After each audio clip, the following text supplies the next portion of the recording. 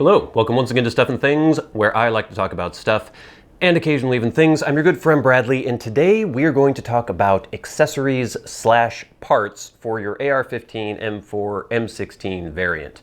Now, before we get into the actual specific part that I would like to show you today, recently, a very nice man from Brownells.com contacted me, said he was a fan of the channel. He had seen my previous videos that I had made about my Colt M4A1 SOPMOD Block 2 clone rifle build. What a mouthful. And he said that he would like to send along some parts for me for my build that I could talk about on the channel. And I, of course, said yes, I'd be more than happy to. And before you start yelling out, shill, corporate shill, I would like to point out the fact that on my rifle, my M4A1 SOPMOD Block 2 clone rifle, I had already purchased the barrel, which is a Colt SOCOM profile 14.5 inch barrel. Don't worry, the flash hider is pinned and welded, so it's perfectly legal.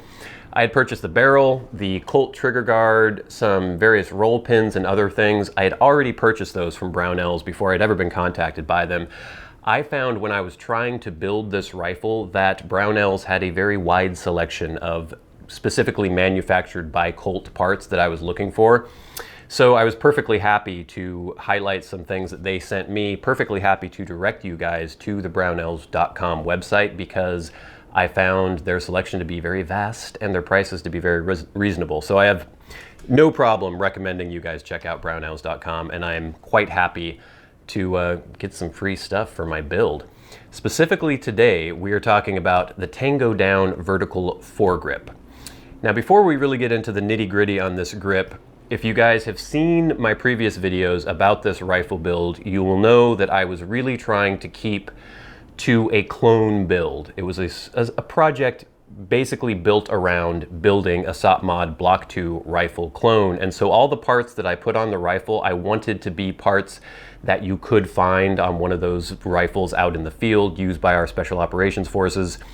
And so when I was thinking about putting on either a vertical foregrip or a hand stop or something like that, I was kind of limited to things that have an NSN, a national stock number. The TangoDown does. It is issued by the US government to our troops. It is used in the SOPMOD Block 2 program. There's other things like there's the AFG, the Magpul angled foregrip, which I kind of like. I might even prefer to the TangoDown Vertical Foregrip. But in keeping with the clone nature of this build, I figured I would try the TangoDown Vertical Foregrip out and see how it works. I'm still not completely sold on whether or not I even need a vertical foregrip, but we'll get into that when we actually get into the details of this vertical foregrip.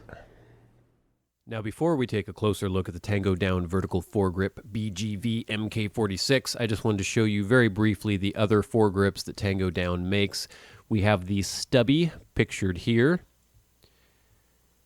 And then they also make a full-size foregrip with a quick detach mount system, pictured here. And also a stubby version of the quick detach. Now, I'm not completely certain, but I think that there is an NSN number for the quick detach version, at least for the full size. So I think that is in the Army or the military supply chain now, but I can't completely confirm that. So now that I've shown you the various models available for the TangoDown Vertical Foregrip, let me show you my specific model. This is the original, and it is for a Surefire brand weapon light tape switch. This is how it comes packaged, just in a blister pack like this. You pop it open.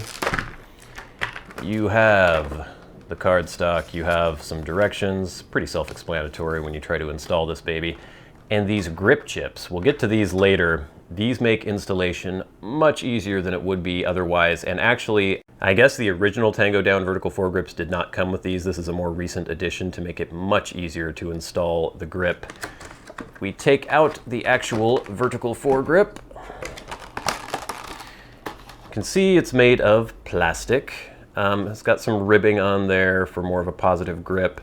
The way it's installed is these tabs pull down, and you can see these bars here, which are spring retained, and you slide it onto your rail. Fits a standard 1913 Picatinny rail.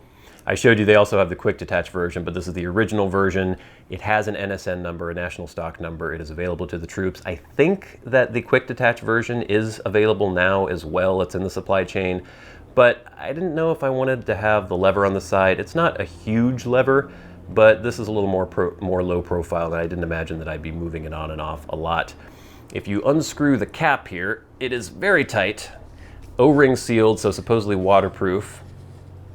And inside it comes with 2 zip ties and some double-sided tape. If your tape switch doesn't stay in the pocket very easily, you can put a little double-sided tape there, put the tape switch on, and then they also provide these in case you want to route the cables.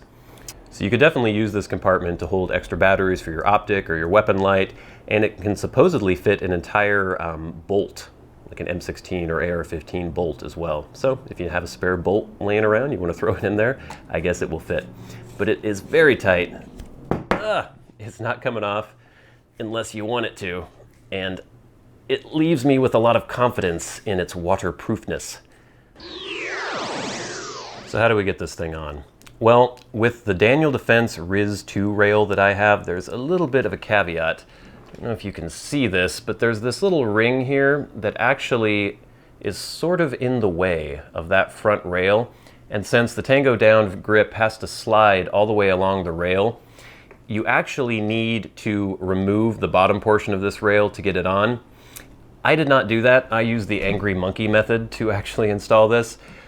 So you take your grip chip, put it in one end, hold down the tabs, put them in securely because they can go flying with that spring pressure.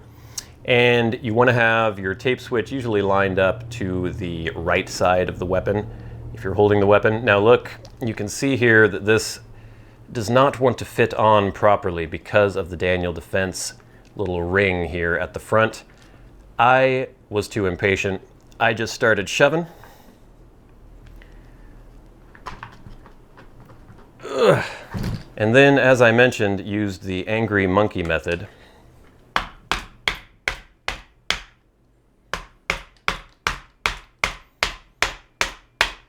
There you go. A little bit of plastic chipping later, but it's fine.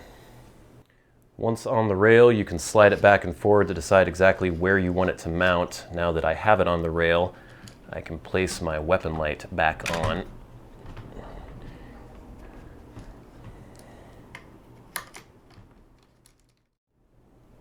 Like so. And I think I have it just about where I want it now. So you remove your grip chip, and then you just kind of jockey it around until these tabs close down. And once it's on there, it is extremely tight. It is not going anywhere whatsoever. And now I can put on my little rail cover here. This is the Daniel Defense, the old school Daniel Defense rail cover. Like so. And that gives me a nice little buffer between the very abrasive rail and my finger. So there you go, that's the TangoDown Vertical Grip installed. I'm not going to show you the tape switch installed in this because I have mine zip tied down to this side. That's where I like it to be. Bam. And I just prefer that. I don't actually like using the vertical foregrip as a vertical foregrip. I'll show you how I intend to use it coming up next. So with the TangoDown Vertical Grip installed, I'll show you how I intend to use it and how I've been using it. Unfortunately, I can't show you any footage of me shooting the rifle as of yet. The range I go to is very persnickety about trying to videotape while you're at the firing line.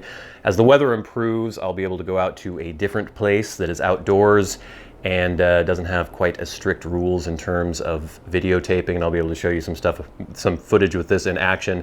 But I have fired the rifle with this on, and so far I'm enjoying it. I don't use it as a vertical foregrip. I don't hold the rifle in this manner because to me, I think that just imparts too much wobble to the rifle. I use it as a place to sort of index my grip and kind of as a hand stop. So I just sort of curl my fingers up like this. And with that, I'm able to pull the rifle back into my shoulder, gives me good control, and it gives me a very repeatable grip. And I can also do a thumb over bore kind of thing if I want. I can access my weapon light here, the tape switch. It's just nice. I like it, it's comfortable, it works for me. So far I'm enjoying it. As I mentioned before, I'm not sure if I'm gonna keep this on here. I'm just gonna try it out The beauty of the AR-15 platform, as we all know, is that it's kind of the adult Lego set. You can keep mixing and matching different parts, different accessories. It's always evolving, it's always changing. But so far, I enjoy the utility of this, and it kind of looks pretty cool. And for a M4A1 SOPMOD Block 2 style rifle, a clone rifle, it definitely fits. The stubby might be an interesting option. But this doesn't impart too much weight, so the stubby would cut down on the weight a little bit and would still be useful as sort of a hand stop. But actually, I don't know. I think I might actually enjoy the full-sized version of the TangoDown Vertical Fore Grip. So there you have it. The TangoDown Vertical Fore Grip in flat dark earth. The specific model is the BGV-MK46, made to accept the Surefire remote tape switch. So far, I'm enjoying it. I'm still not completely sold. I don't know if I'm going to keep this on forever. And you know, this is an AR-15, so they are constantly changing. You can constantly change up the accessories you're using. But as a hand stop, I enjoy the utility of it. It works pretty well for just giving yourself a nice index position where you're going to put your hand and then to pull the rifle in. Again, I would never use it in this way. I just think there's too much wobbliness that's imparted to the weapon when you're trying to fire it this way. But as a hand stop like this, I like it a lot. It's very, very secure to the rail. There's no way this thing is moving anywhere unless you want it to move. And even if you want it to move, it's kind of tough to get it on and off the rail. It seems very, very rugged. So far, so good. Hopefully in the future I'll be able to update you guys with maybe some footage of me shooting the weapon with this vertical foregrip on. And just tune in for more accessories, more parts. Brownells is going to be sending me some other things to try out on the rifle and to show to you guys. But until then, until we meet again, I've been your good friend Bradley. You've been the audience. This has been Stuff and Things, taking a look at the TangoDown Vertical Fore Grip. I'll see you later.